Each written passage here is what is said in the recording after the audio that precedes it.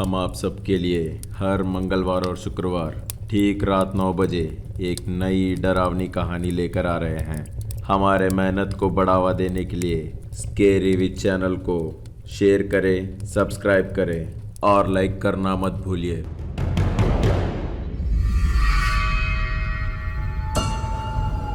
कोई एक अंदरूनी शक्ति आकर शरद को लेकर चली गई। वो चीज़ देखकर शालिनी शॉक में रह गई।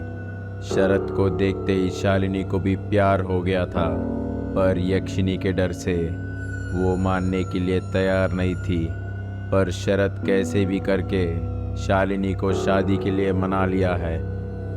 शालिनी को पता था कि रामगढ़ में शादी करना मना है।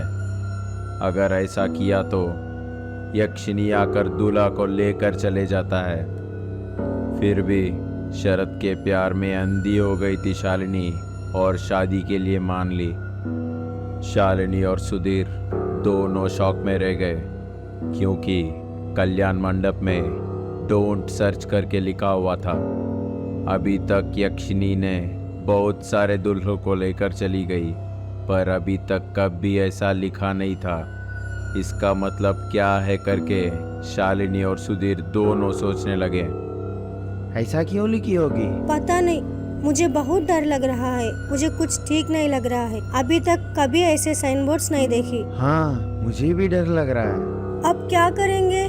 सुधीर बिना कुछ बोले ऐसे शांत खड़ा हुआ है।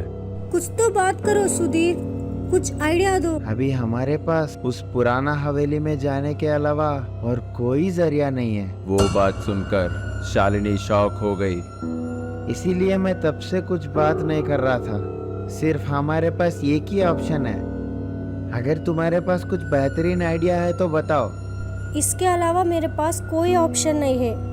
पर यक्षिनी ना बोलने के बाद भी वो काम करने से वो यक्षिनी मेरे शरद को कुछ करेगी करके डर लग रहा है। ऐसा कुछ नहीं होगा शरद को। शरद बहुत ही अच्छा लड़का है और भगवान अच्छे लोगों को कुछ नहीं होने देता। वो बात सुनते ही शालिनी सर हिलाने लगी। दोनों मिलकर उस पुराना हवेली की तरफ जाना शुरू किए। टाइम कुछ रात 10 बज रहा था। वो टाइम देखकर अचानक से सुधीर का गले में कुछ अटकने जैसा लगा। क्या हुआ? कुछ नहीं हुआ। शायद वो यक्षिनी ने मुझे याद किया होगा। टाइम देखो, 10 बज रहा है। ये सब मत करो करके मैं उसे बोलता था, पर शरद मेरा बात कभी नहीं माना। अभी देखो, वो अकेला नहीं, मुझे भी रिस्क में डाल दिया। उतना डर लग रहा है ये तो यही रुक जाओ, मैं अकेले आगे जाऊंगी। तुम दोनों का गुस्सा में कोई भी कमी नहीं है। उसको अकेले छोड़ा तो ये सब हुआ, अभी तुम्हें भी अकेले छोड़ दूंगा तो और क्या बचेगा इस गांव में। चलो चलते हैं। शालिनी ठीक है करके आगे बढ़ने लगी। शालिनी और सुधीर चल रहे थे, तभी अचानक से लाइट सब बंद हो गए। मुझे पता था यही सब होने वाला है। यक्षिनी का गेम अब शुरू हो जाएगा। आवाज मत कर। क्यों मेरी माँ? यक्षिनी आई तो? यक्षिनी अभी आएगी, तुम्हारा क्या है? तुम दोनों लेडीज हो, तुम दोनों का म्यूचुअल अंडरस्टैंडिंग चलता है तो तुम सेफ हो। बैंड तो मेरा ही बजने वाला है ना। वो रोशनी क्या है? बेकार की बातें मत करो, हमें पहले जाकर शरद को ढूंढना है। तुम्हारे पास टॉर्च है क्या? शालिनी ऐसा पूछते ही उन लोगों से थोड़ी दूर में एक रोशनी दिखने लगा।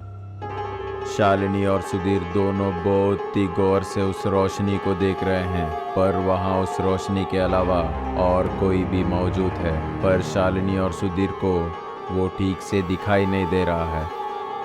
शायद वहाँ पे कोई है। और कौन? वो यक्षिनी ही होगी। नहीं, कोई आदमी लग रहा है। चलो जाके देखेंगे। सुधीर को भी शालिनी के बात सही लगने लगा। दोनों भागते हुए उस रोशनी के तरफ गए और चौंक गए, क्योंकि वहाँ कोई आदमी नहीं था, पर और उसके ठीक नीचे शरद का वॉच पड़ा हुआ था। ये शरद का ही है। ऐसे लटकाने का मतलब मुझे पता है। मेरी नानी मुझे बोली है, इससे 5 साल पहले ऐसा हुआ करता था।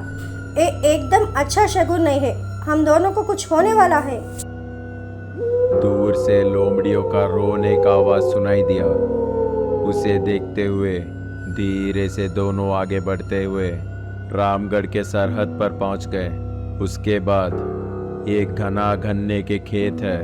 उस खेत को पार करने के बाद एक पुराना कुआं है। उसे भी पार करने के बाद वो पुराना हवेली दिखेगी। दोनों उस गन्ने के खेत में गए। वो खेत बहुत ही घना है।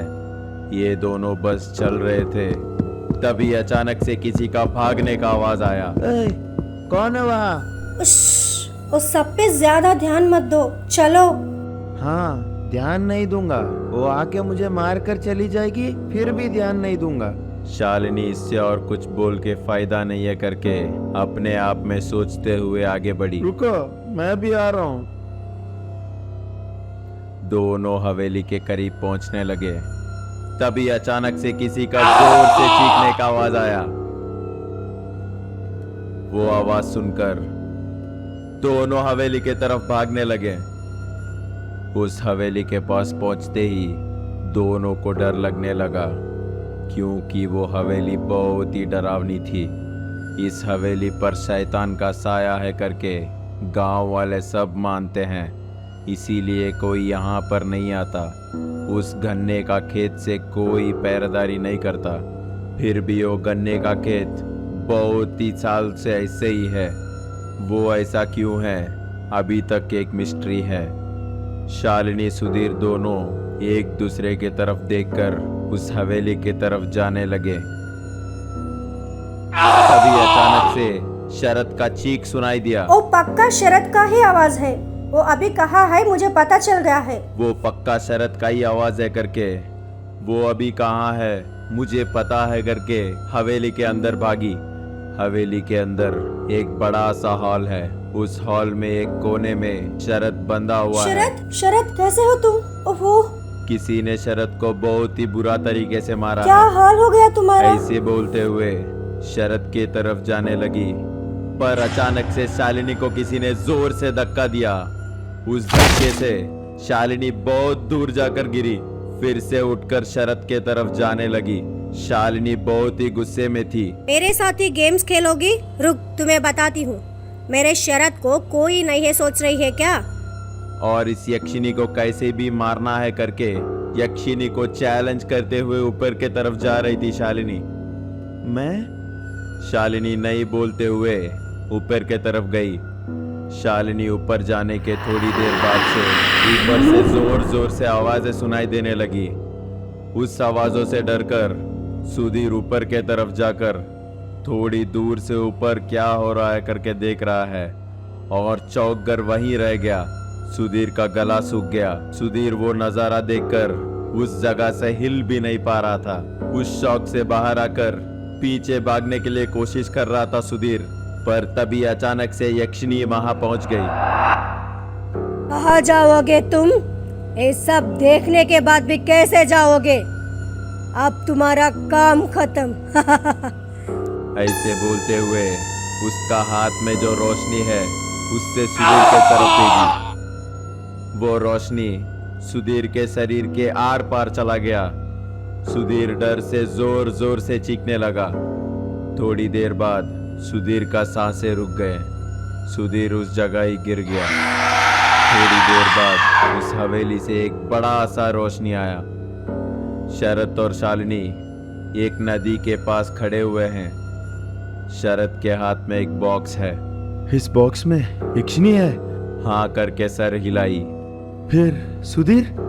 बचा नहीं पाई। मैंने उससे बचाने के लिए ही जा रही थी, तब तक यक्षिनी ने उसे मार दी। उसके बाद मैंने उस यक्षिनी के आत्मा को इस बॉक्स में कैद कर दी हूँ। मेरे नानी मेरे बचपन में कुछ बातें बोली थी, वो सब आज काम आए। सुधीर के साथ जो हुआ उसके लिए शरद बहुत ही लो फील कर रहा था। तुम्हारा सिचुएशन समझ सकती हूँ। सुधीर कुछ ही दिनों में तुम्हारा बेस्ट फ्रेंड बन गया है, पर तुम्हें बचाने के लिए उसने अपना जान गंवा दिया। ऐसी दोस्ती रहना तुम्हारा खुशनसीबी है। शरद हाँ करके सर हिलाया। और कुछ मत सोचो, उस बॉक्स को उस नदी में फेंक दो। हम जाके हमारा नया जिंदगी शुरू करेंगे। शरद उस बॉक्स को एक बार देखकर उस नदी में फेंक दिया। ऐसे फेंकते ही शरद को बहुत सुकून सा महसूस हुआ। शरद और शालिनी दोनों बस चढ़े। शरद के कंधे पर सर रखकर शालिनी सो गई है। शालिनी को देखकर शरद हल्का सा मुस्कुरा रहा था। बस में आने वाली ठंडी हवा के वजह से शरद सो गया है। थोड़ी देर बाद शालिनी अपने आंखें खोली और खोलकर देखते ही शरद बहुत ही गहरे नींद में है। तभी शालिनी ने अपने पास जो छुपाया हुआ छोटा बॉक्स निकाली और उसे देखते हुए जोर जोर से हंसने लगी। अगर हमारे वीडियो अच्छा लगा तो लाइक करना मत भूलिए।